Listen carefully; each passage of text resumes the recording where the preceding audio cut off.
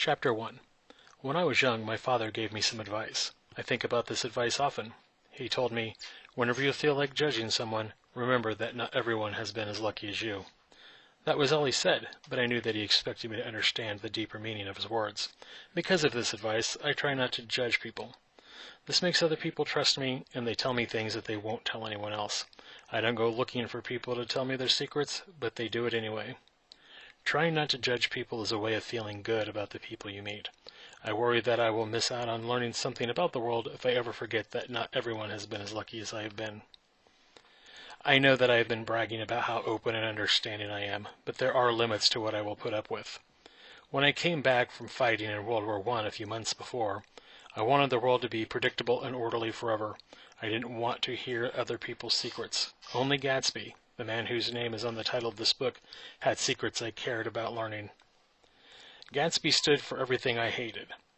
There was something special about him. He was always looking for something wonderful and exciting to happen. Gatsby turned out okay in the end. It was the people who took advantage of Gatsby that made me want to stay away from people for a while. My family has lived in the same town for 3 generations. We're rich and well respected. The Carraways, my family, are a big family. The family story is that a long time ago the Carraways were royalty. But that is just a made-up story. The truth is, my grandpa's brother, my great-uncle, came to our town in 1851 and paid to have someone else go fight in the Civil War in his place. That's something a lot of rich people did back then, and that's how our family's success really started. I graduated from Yale in 1915. My father graduated from Yale 25 years before me. After I finished college, I fought in World War I. After the war, I couldn't relax. People today call that PTSD. Living in the Midwest didn't make me feel happy and relaxed anymore. I felt bored and far away from anything interesting. A lot of people I knew were selling bonds as a job, so I decided to try it too. My father said he would pay all my bills for a year to help me get started. I moved to New York in the spring of 1922. I thought I would live in New York forever. It would have been smart to rent an apartment in New York near my job, but the weather was getting hot. There wasn't any air conditioning in 1922. Another guy from work and I decided to rent a little rundown beach house in West Egg together instead. The house cost $80 a month to rent. At the last minute, the other guy backed out, so I ended up getting the beach house all to myself. I had an old car and a lady from Finland who worked as my maid and cooked me breakfast every day. I felt lonely the first day, but then a man drove up to me while I was on a walk and asked for directions. "How do you get to West Egg Village?" he asked in a frustrated voice. I gave him directions. After that, I didn't feel lonely anymore. I felt like I knew the area and was starting to fit in.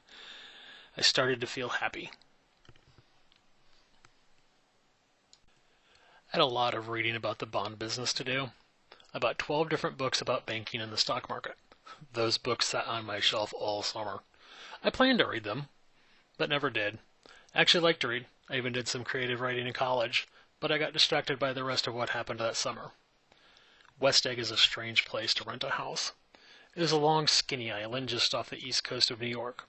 2 peninsulas that look like a pair of big eggs stick off the end of the island. The 2 eggs are almost exactly the same size and the same shape, and only a little strip of water, a bay, separates them. I lived in West Egg, the less fashionable part. My house was on the very tip of the peninsula, just 50 yards away from the water. My tiny house sat in between 2 gigantic mansions that cost $5,000 a month to rent. The mansion to the right of my house was huge. It was designed to look like a famous hotel in France. It had a tower with ivy growing on one side, a swimming pool made of marble, and 40 acres of gardens. This was Gatsby's mansion. Of course, at the time, I didn't know Gatsby yet. My house was small and ugly, but it was close to the water, and I had a great view of the fancy houses next door. Across the water from West Egg was East Egg. East Egg was the more fashionable place to live. It's where everyone who came from old money and a respectable family lives. This story really begins the night I drove over to East Egg to have dinner with Tom and Daisy Buchanan. Daisy was my distant cousin, and I had gone to college with Tom. When I first got back from the war, I had visited Chicago for 2 days. Tom was one of the best football players Yale ever had. His whole life after the age of 21 had been downhill. It's fair to say he peaked in college. His family was very rich. In college, he spent so much money that even the other rich kids felt like he was showing off. This summer, he had left Chicago and come to New York. He brought a whole stable of horses for playing polo with him, at least 6 horses. It was hard to believe that someone my age could be that rich. I don't know why Tom and Daisy came to New York. I know they spent a year in France just because they felt like it. After that, they just traveled around and went anywhere people played polo and hung out together being rich. On the phone, Daisy said that they were going to stay in East Egg forever, but I didn't believe it. People like Tom would never be content with a calm, boring life spent in one place. I drove over to Tom and Daisy's house on a windy summer evening. Their house was even fancier than I expected it to be. It was a big, happy red and white Georgian colonial mansion that looked out over the water. The front yard was huge and green between the house and the beach. The windows reflected the setting sun that afternoon. Tom stood on the front porch with his legs apart. He was wearing horse riding clothes. Tom looked different than when we were in college. He was a stocky 30-year-old man with blond hair, a hard mouth, and an attitude like he was better than everyone else. He looked at everyone as though he was more important than them. He was wearing fancy, almost girly horse-riding clothes, but the clothes couldn't hide how muscular his body was. His calves were so big it looked like the laces on the top of his riding boots are going to pop open. You could see his big shoulder muscles move through the fabric of the jacket he was wearing. He could use his body to force people to do what he wanted. It was a cruel body. Tom had a rough voice. It was the voice of a man who liked to fight and argue. When he talked, his tone made it sound as though he thought you were stupid and not as good as him, even if he liked you. And there were men back at Yale who had hated his guts when he went to school there. His whole attitude seemed to say, "My opinion is more important than yours. I'm stronger and more of a man than you." We were in the same club at Yale. Even though Tom and I had never been close friends, I liked to think he liked me and wanted me to like him. We talked for a few minutes on the sunny front porch. "I've got a nice place here," he said, looking around restlessly. Tom took one of my arms and turned me to look at the big rose garden and the even bigger boat. This house belonged to Mr. Domain, the man who made so much money in the oil industry. He turned me around by the arm again and said, "We'll go inside." He walked through the hallway to the bright room. The windows were open. The long white curtains blew in the breeze like the sails on a boat. The ceiling was high and white like a frosted wedding cake. The rug on the floor was a dark red. There was a huge white couch in the middle of the room. 2 women were lying on the couch. They looked like they were floating instead of sitting. Both women were wearing white dresses, and their dresses blew in the breeze. I stood there for a minute listening to the sound of the curtains. Tom slammed one of the windows shut, and the curtains stopped blowing. I recognized Daisy, but I didn't know the younger woman with her. The woman was lying on the couch, not moving at all. Her chin was raised into the air a little, and she looked like she was trying to balance something on it that would fall off if she tried to move. She didn't seem like she even saw I was there. I felt like I should say I was sorry for coming in and bothering her. Daisy tried, but not very hard, to get up from the couch to say hello to me. She ended up just leaning forward a little while sitting there. She laughed a charming little laugh. I laughed too, and came into the room. "I'm paralyzed with happiness," Daisy said. She laughed again and looked at my face. She looked at me as though I were the only person in the whole world she wanted to be with right now. Making people feel important and special was a talent Daisy had. In a soft, quiet voice, Daisy told me that the other girl was Miss Baker. Some people say that Daisy only speaks softly and quietly, so that other people have to lean in towards her to hear her, but it's still a really charming way of talking that I like. Miss Baker's lips moved, but she was talking so quietly I couldn't hear what she was really saying. It was like she didn't think I was important enough to talk to. Her chin tilted down, just for a second, then went right back up to balancing the imaginary object. I felt like saying I was sorry for bothering her again. Daisy started asking me questions. You can't help but like listening to Daisy's voice. Her voice is like music. Her face is sad and beautiful at the same time. Her voice sounds like a song that says, "Listen to me." Her voice sounds like she just finished doing something fun and exciting, and that she'll do something else fun and exciting again very soon. I told Daisy I had stopped in Chicago on my way to New York, and at least 12 people had asked me to say hello to her for them. "Do they miss me?" she cried happily. The whole town is sad, I joked. Everyone acts like they're going to a funeral, and you can hear people crying all over the city. How wonderful, Tom! Let's go back to Chicago. Let's go tomorrow, Daisy cried. And then off topic she said to me, "You should see the baby." "I'd like to see the baby," I said. "She's asleep. She's 3 years old. Haven't you ever seen her?" Daisy asked. "Never," I said. "You ought to see her," Daisy said. "She's—" Tom interrupted her. He had been walking back and forth in the back of the room. He stopped behind me, putting his hand on my shoulder. "What are you doing for work, Nick?" he asked. "I'm selling bonds," I said. "What company are you working for?" he asked. I told him the name of the company. "I've never heard of it," Tom said rudely. This annoyed me. "It's a growing company," I said defensively. "You will have heard of the company soon if you stay here in the East." "Oh, I'll stay in the East," Tom said, looking at Daisy and looking back at me. "I'd be a damned fool to live anywhere else." I could tell that there was something more going on between Tom and Daisy, but I wasn't sure what it was. Out of nowhere, Miss Baker said, "Absolutely." This was the first thing she had said since I got there. It came out of nowhere, and it startled me. She stood up quickly. "I'm stiff," Jordan complained. "I've been laying on that couch for as long as I can remember." "Don't look at me," Daisy said. "I've been trying to get you to go to New York all afternoon." A butler came in with drinks. "No thanks," Miss Baker said to the butler. "I'm in training." Tom looked at her like he couldn't believe what she was saying. "You are?" Tom said, finishing his entire drink in one gulp. "I never see you do any training." I looked at Miss Baker and wondered what she was in training for. I liked looking at her. She was thin and had small breasts. She stood up very straight. She had gray eyes and a pale, charming, unhappy face. She looked back at me, and I could tell she was interested in me too. Her face looked very familiar to me. I was sure I had met her, or at least seen a photo of her before. "You live in West Egg," Miss Baker said in a snobbish voice. I could tell she thought West Egg wasn't as good as East Egg. "I know somebody who lives in West Egg." "I don't know anybody who lives there," I said. "You must know Gatsby," she said. "Gatsby?" Daisy asked, suddenly very interested in what we were saying. "What Gatsby?" Before I could tell her that he was my neighbor, the butler came in to tell us dinner was ready. Tom took me by my arm again and pushed me into the dining room.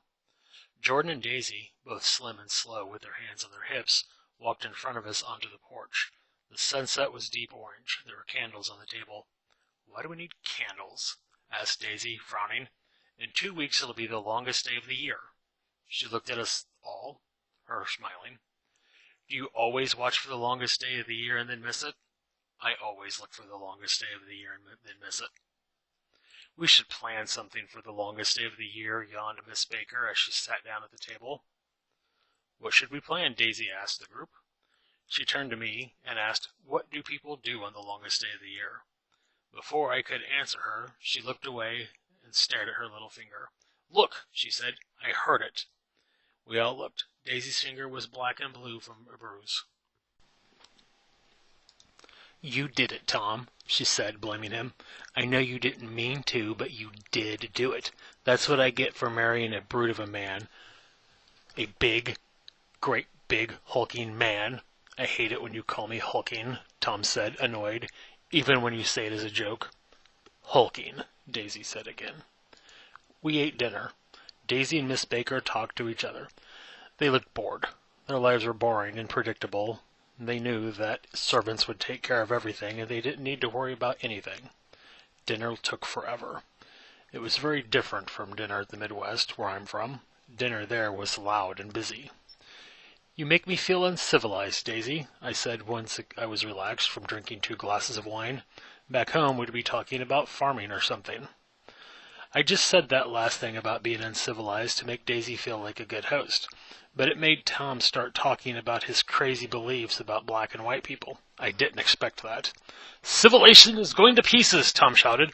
"I think that society is falling apart. Have you read Goddard's book, The Rise of the Colored Empires?" "No," I answered, surprised by how upset he was getting. "It's a very good book. Everyone should read it. The main idea of the book is that black people will take over the world and white people, like us, won't exist anymore in the future." "It's science, so you know it's true," Tom said. "Tom has very serious thoughts," said Daisy, looking a little sad. He reads serious books with big words in them. Tom, what was that word? This is a scientific book, Tom continued. The man who wrote it has everything figured out. It's up to us white people to be careful, or brown people will take control of society. We've got to beat them down, Daisy whispered sarcastically to me, winking. You should see what it's like in California, began Miss Baker. Tom interrupted her. We're Nordics, he explained, pointing to each of us. All of us are. Nordics are white people. White people have built civilization and invented science and art and everything else. Do you understand? It was kind of sad watching Tom try to explain complicated ideas that I could tell he didn't understand very well. He wanted people to think he was smart. The telephone rang inside the house. The butler went to answer it. He came back a minute later and whispered something to Tom. Tom frowned, got up, and went inside. Daisy leaned towards me and said in her musical voice, I'd love to see you at my table, Nick. You remind me of a rose, an absolute rose. Doesn't he, Miss Baker? It wasn't true. I'm not anything like a rose.